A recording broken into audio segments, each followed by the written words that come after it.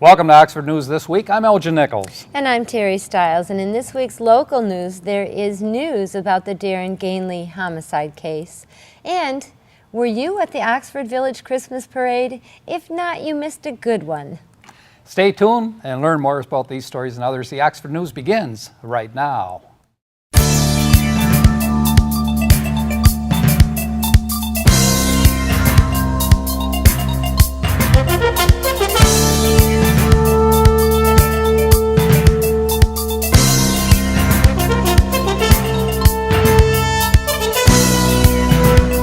This news is just in. Oxford resident Darren Gainley's death has been ruled a homicide.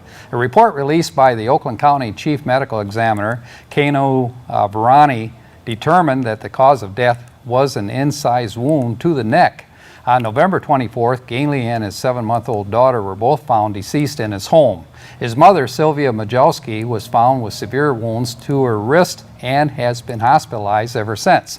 Oakland County Sheriff deputies came up empty-handed when they were called to an Oxford Township home on a report of a theft. The homeowner told officers that her purse was missing, and after checking the house and her car, officers advised her to file a theft report. And Oxford Village Police were called to a location at Crawford Street on an identity theft complaint. The resident told police that she feels her identification was stolen at the local automatic teller machine, ATMF unit. Officers suggested she notify the credit card company immediately. The company would let her know that further action was needed to protect her credit. To support the woman's story, a report number was given to her by officers.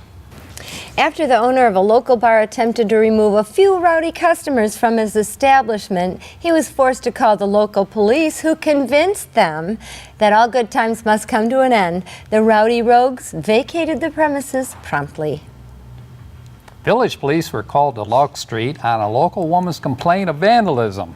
When officers arrived at the location, they discovered the tires on the woman's car had been slashed. Her automobile was parked behind her apartment. She provided officers with some possible subjective information. Officers wrote up a report and are continuing the investigation. Oxford Village Police found a surprise at a routine traffic stop. They ended up nabbing 2 suspects on an international outstanding arrest warrant from Honduras. The pair were arrested and transferred to the U.S. Border Patrol for custody and further processing. A homeowner living on East Drainer Road filed property damage complaint with the Oakland County Sheriff's Department. According to the resident, a vehicle intentionally hit one of his driveway indicators at the end of the drive. Further investigation also found the man's mailbox and post were destroyed.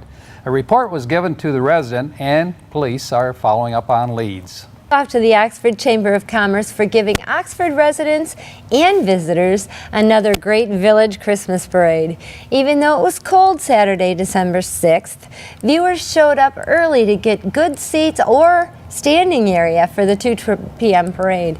Excited children were undaunted by that cold as they stood front and center, hoping to see Santa and get a few goodies. Led by Post 108 Color Guard, this year's Grand Marshal was Dr. Mark Orchard, a long-standing academic in Oxford. After the parade, Santa and Mrs. Claus visited the children at the Oxford Veterans Center. A special thanks should also go to the sponsors of the parade and the Market Warming Station, who are providing warmth and having warm drinks for the parade participants.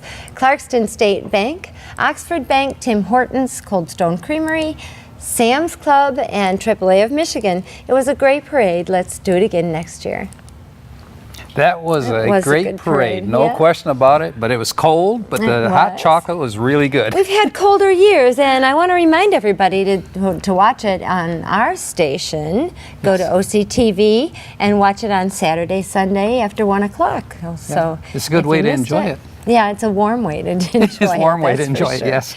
So big news is the news in the paper this week. I'm glad that there's finally a ruling on the cause of Darren Gainley's death. That's a sadder fact now, but it is. There was also, you were mentioning something that actually should have been a news article, but it was a letter to the editor. Yeah, it was a letter to the editor, to the Leader newspaper here, in which a gentleman gave a possible explanation as to why people might not have voted for the NOTA for Addison Township. And he indicated that he took the amount of money, which is $70,000, and which was the tax amount required that was turned down, divided that by the number of recipients that ride the bus, which he had talked to, I guess, a manager of NOTA Transportation. Yeah, well, I think he's the head maintenance person. Maintenance guy.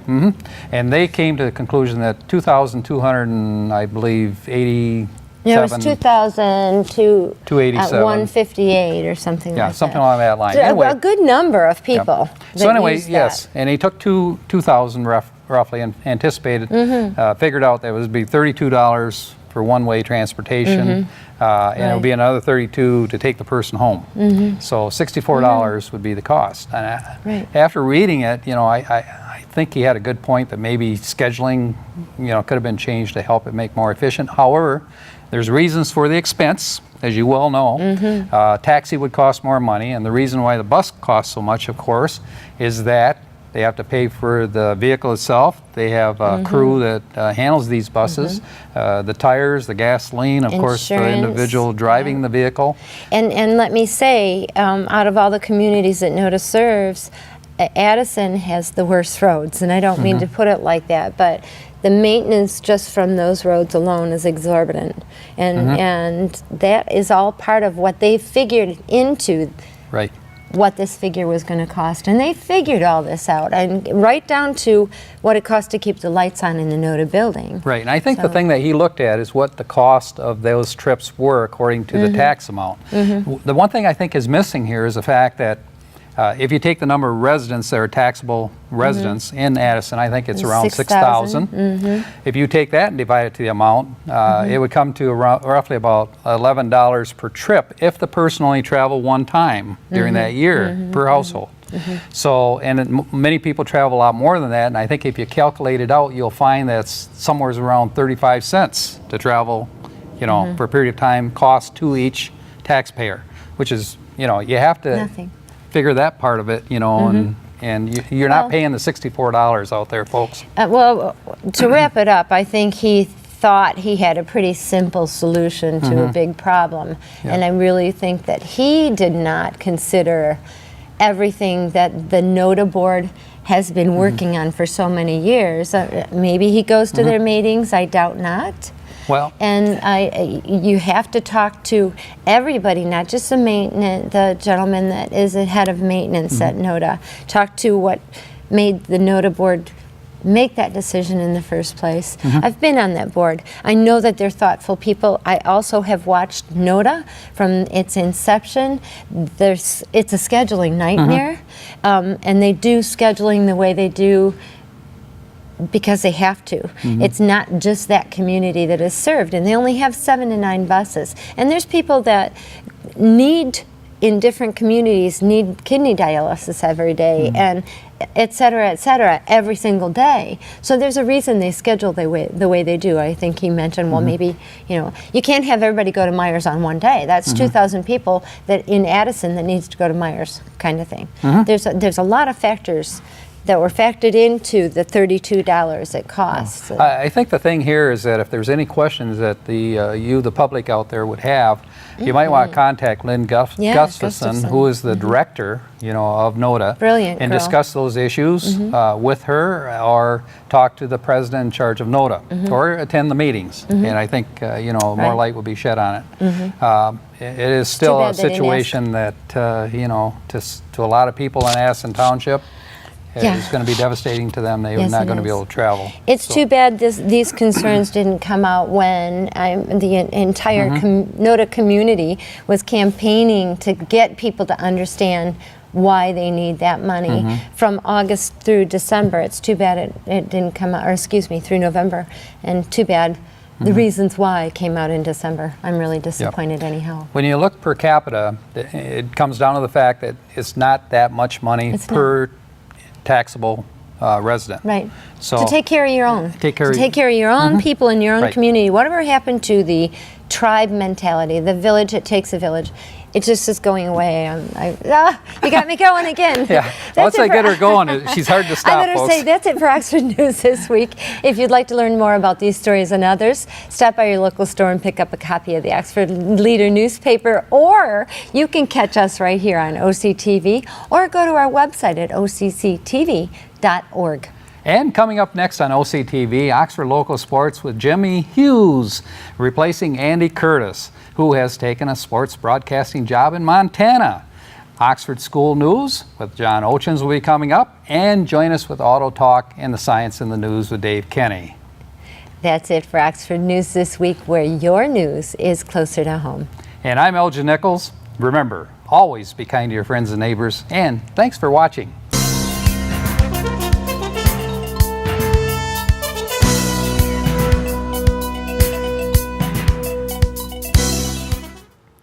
Welcome to Science in the News. I'm Dave Kenny, and these stories are taken from the publication New Scientist.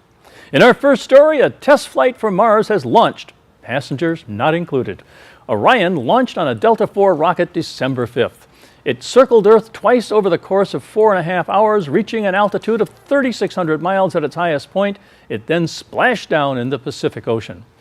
The ship could one day ferry 4 astronauts on the first human mission to an asteroid or Mars. NASA and lead contractor Lockheed Martin are looking to see how well the crew module protects its imaginary passengers. They kept a particularly close eye on the parachutes and the heat shield, which faced a scorching 3,990 degrees Fahrenheit on re-entry and radiation levels throughout the flight. Designed for heavy lifting, the Delta IV is not the rocket that will eventually carry the Orion capsule on the crewed missions. That duty falls to NASA's Space Launch System, which is huge, due to launch in 2017 at the earliest. And still in space, we can't get enough of space rocks. Just weeks after Rosetta's comet landing, Japanese space agency JAXA has successfully launched Hayabusa 2, an ambitious follow-up to its Hayabusa probe, which landed on an asteroid in 2005.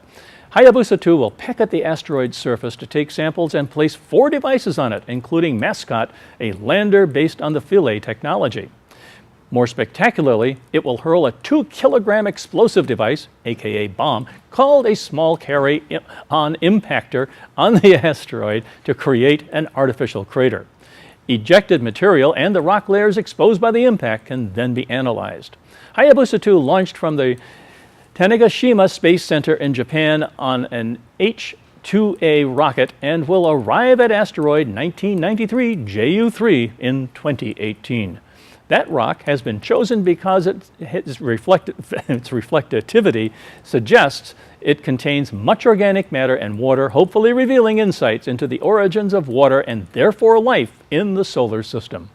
Unlike Rosetta, Hayabusa 2 will sample the surface itself using a probe mechanism slung beneath the craft to catch surface dust.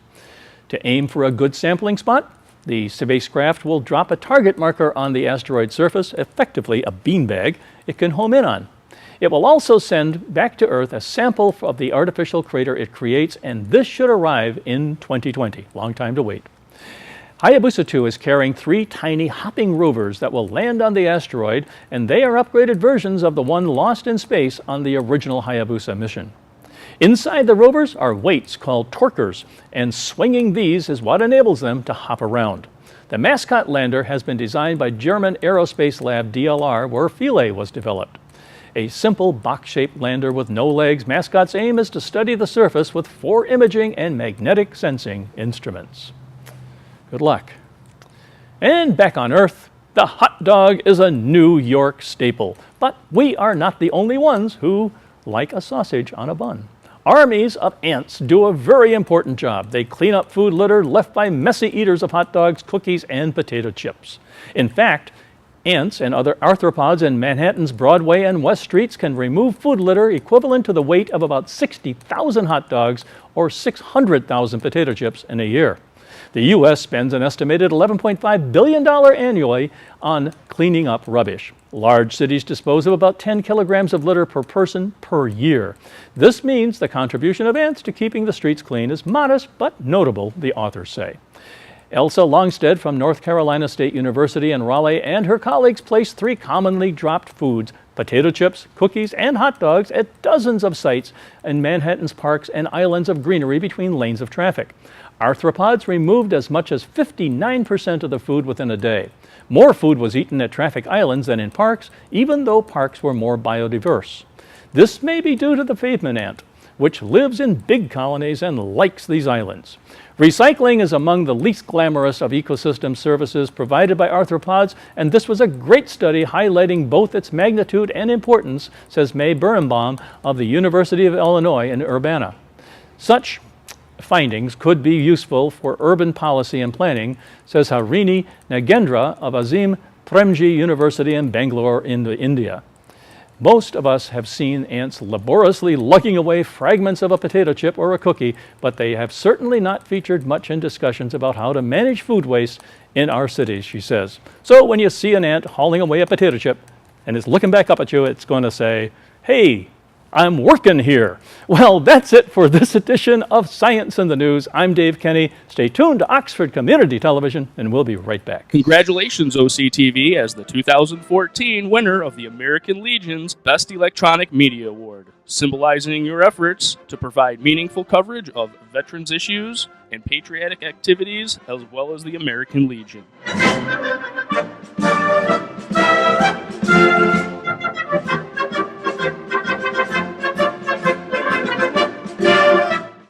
I'm John Ochins, and welcome to the Oxford Wildcat School Update. The Oxford School Board voted at last night's meeting to accept the resignation of Superintendent Dr. William Skilling, effective August 31st of next year. Colleen Schultz is the current school board president. Here is her reaction. Well, I just want to tell you with heartfelt gratitude and thanks for all you've done. You have done things for our little district in the last almost 8 years I just didn't even think possible when we hired you. I remember sitting in your interviews and you were talking about things. I had no idea what you were even talking about. And I remember thinking, well, we got to get this guy. He's going to take us places and he's going to get great things done for our kids. And I'm so glad you took the risk and came to Oxford. We spoke with Dr. Skilling this morning and asked him what brought him to this decision. Well, it had a lot to do with my family. Every time I would attend a family event or go away, I was always working. And I would be pulled from the event, phone calls, text messages, emails. And most recent one came in October. I went to visit with my family. My grandson was having his second birthday. My daughter, we were celebrating her 25th birthday. And I just wasn't engaged in the family celebration. And so my family has been talking to me probably for about 2 years about wanting to retire. And I've always had as a goal to teach at the university level once I retire. I've been teaching for at least 18 years at both Oakland University and Grand Valley State University part-time, and it's something that I would enjoy doing. I feel like I'm at a point where, with all the changes that we've gone through and the stress of going through all of that, coming through the worst economy in my lifetime and working towards keeping the district financially solvent, which we did, being able to expand opportunities for kids. Unless you're a superintendent, you don't understand the toll that takes on you. And so I'm ready to get out of that pressure cooker and now talk about it to future leaders and share my experiences and so forth. And so I'm really looking forward to that and spending more time with my family, and the grandkids keep growing. I have 5 right now, and I have 6 kids, so I'm anticipating a lot more grandkids to come. Sounds like you'll have no trouble finding something to do. No, I'm not worried about that. Tell me, I know you had a health issue recently, and it's up to you how much you want to say about that, but obviously that had some role to play in your decision, right? It did, but the interesting thing is, as I shared with the administration team this morning when I told them I was retiring, when I had the family event to celebrate my grandson's birthday and my daughter's 25th birthday, it was that weekend, in talking with my children and my wife, that I said I'm going to retire. 3 days later, I get the prognosis that I have prostate cancer. And once I got that, my wife just looked at me and says, "You are retiring." You know? We'll have that complete interview on a future edition of Schooling Around. Skilling will be on the job until the end of August. In addition to everything else, the tension has been turned up recently with all the discussion about the International Residence Academy proposed by the Wyoming organization.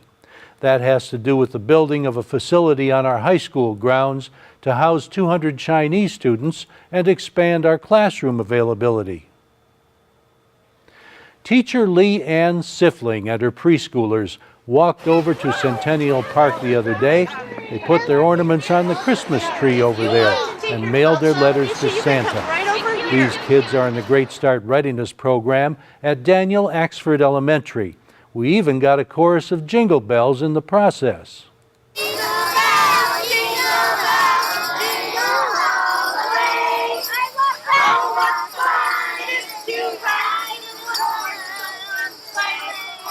That's the Oxford Wildcat School News for this week.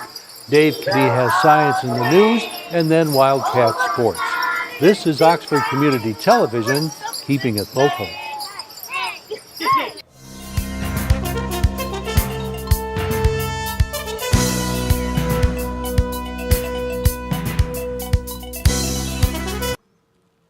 And welcome to Oxford Sports. Again, want to congratulate Andy on his departure and with his new endeavors. And again, good to be back here in the seat for doing sports. After a year with no high school hockey, Oxford is looking to form a co-op team at the Avondale High School for the next season. After last year's no season, Mike Watson, held a meeting to send out surveys to parents grades 8 through 11 to see if students were even interested in playing Oxford hockey. Of those who responded to competitive playing and experience, they were interested in playing hockey for Oxford rather than a club. Watson said they had enough kids to play, but not enough kids to sponsor an entire team. Again, we try to be proactive, according to Watson, with these similar situations. They contacted, which would have been a competitor years ago, Avondale, to see if they might work out a deal to play together. They both practice in the same arenas they did practice before, Troy Sports Arena and the Onyx Ice Arena over in Rochester Hills. Well, good to go. The Oxford-Avondale team was formed. They took on Bloomfield Hills Blackhawks, however, were defeated. Oxford-Avondale were defeated 5-1 in the OAA White hockey action this past Saturday, a few Saturdays ago. For 2 periods, Oxford-Avondale held on strong despite being pinned on their own end, but solid defensive play led by George Fonville and good goaltending by Nicholas Senkowski helped Oxford save 30. United kept the shots and scored within a striking distance. However, the strong team of Bloomfield paid off. Again, they didn't have enough offense and pressure on the other end. Oxford-Avondale United coach Scott Dockett said, "We've got a young core of defensemen. We turned over the pucks in the other end, and they took advantage of that." Both teams look to get more consistency from their play. Again, it's an interim season for them as they are joined. According to Dockett, it's our first game. We'll move on. We'll keep working hard, and the practice will build on the positive things from what they learned in that first game. Again, a lot of work to do still, but it's good to see Oxford hockey back here, at least Oxford-Avondale hockey, and we'll keep on top of their scores all season long. With that win, Bloomfield Hills moved to 2-0 overall in the league, 1-0 in the OAA White. Oxford-Avondale United 0-1 overall, and again, their interim season.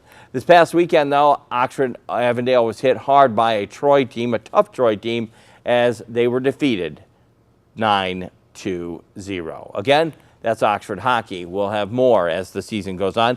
We urge you to stay tuned to Oxford Community Television on the weekends as ladies basketball, boys basketball will be starting, and we will be trying to cover some Oxford hockey as well. That can be seen here on OCTV Saturdays and Sundays between 1 and 6. Check that out. Again, want to congratulate Andy on his endeavors and moving on to a new TV station. Again, he was a definitely great asset to our sports broadcast and the Oxford News program. Again, we here at OCTV congratulate Andy on his endeavor. I want to say hi to Laura Traylor and Kim Trebovich, who were judges with me this past weekend at the Oxford Parade, the Christmas Parade. We had a great time, and as we always welcome the jolly old elf from the north.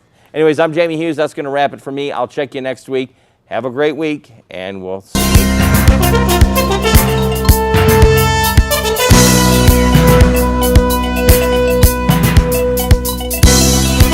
Yep. 5, 4, 3, 2. Welcome to this edition of Auto Talk. I'm Dave Kenny, and these stories are taken from the publication Automotive News. In our first story, Motor Trend named the 2015 Chevrolet Colorado pickup its Truck of the Year, edging out Ford's aluminum-bodied F-150. The award from the influential magazine should give General Motors a marketing boost as it seeks to revive interest in the market for mid-size pickups. It launched the Colorado and sibling GMC Canyon this fall. The editors were particularly impressed with Colorado's handsome clean sheet design, right-size package, excellent handling, and overall capability, the magazine said in a statement announcing the award. Motor Trend editors tested 7 truck nameplates and 3 variants of those competitors for a total of 10 entries. They rated each on design, engineering, excellence, efficiency, safety, value, and performance of intended function. Colorado is a smart, capable, and refreshingly honest truck that makes a strong value and efficiency statement, Motor Trend editor-in-chief Edward Lowe said in a statement. It's perfectly sized and suited for the needs of many of today's truck users. The magazine also praised the Colorado's potent yet efficient powertrains, which include a 2.5-liter 4-cylinder engine and a 3.6-liter V6. On the manufacturing side, aluminum giant Alcoa says it has solved some of the biggest wrinkles automakers wrestle with when stamping aluminum body panels: formability. The company has developed a new manufacturing process that produces aluminum sheet that is 40% more formable than the current aluminum alloys that are used on such vehicles as the Range Rover SUV and Ford F-150, the 2 highest volume aluminum-bodied vehicles. The Alcoa micromill process changes the structure of the metal, enabling automakers to stamp body panels with deeper curves and creases. As the aluminum-bodied F-150 was ramping up for production this fall, Ford wrestled with aluminum panels that split or had other defects when they were being formed in giant stamping machines. The changes enabled by Alcoa's micromill process came at the molecular level. The rate at which the metal solidifies from a liquid to a solid is so fast that it locks in the alloying elements, said Ray Kilmer, Alcoa's chief technology officer. Because it happens so fast, we are able to solidify chemistries more uniformly, he said. Alcoa claims aluminum produced in its micromill process is 30% lighter than the same part stamped from high-strength steel and twice as formable. The next generation of the Jeep Wrangler is expected to be the next vehicle to switch from steel to an aluminum body. However, General Motors could also easily increase the aluminum content of its Chevrolet Silverado and GMC Sierra pickups by using the new aluminum and its patented aluminum welding process it is now rolling out. Kilmer also said that the new production process dramatically reduces the amount of energy it takes to produce aluminum sheet for automakers. However, the lower production costs are not likely to lead to a reduction in prices for automakers, and aluminum will still likely cost more than steel. Alcoa says the new process dramatically reduces the time it takes to produce aluminum. Alcoa says it currently spends 20 days turning molten aluminum into coil. The new system does it in just 20 minutes. Wow. And on the recall front, Takata Corporation's refusal to comply with a U.S. demand to widen its airbag recall leaves regulators in a quandary. Take the part supplier to court or try to convince automakers to do the job instead. The reason the National Highway Traffic Safety Administration went after Takata is because it believes the airbag manufacturer has the responsibility to declare a defect. Deputy Administrator David Friedman told Congress on December 3rd. Takata said regulators don't have the safety data to support their decision and questioned the agency's authority to make the request in the first place. It may take months to resolve the dispute, a rare example of a company choosing to openly defy its government regulator rather than work out a compromise behind closed doors. NHTSA needs to decide whether to redouble efforts to force Takata's hand by suing it in court or shift gears and get the car companies to do the recalls without Takata's endorsement. The last such showdown came in 1998 when NHTSA lost a bid to force Chrysler to recall sedans that the agency said had faulty seat belt anchors. Wow. Well, that's all for this edition of Auto Talk. I'm Dave Kenny, and as always, may the wind be at your back as you cruise down life's highways. Stay tuned to Oxford Community Television, and we'll be right back.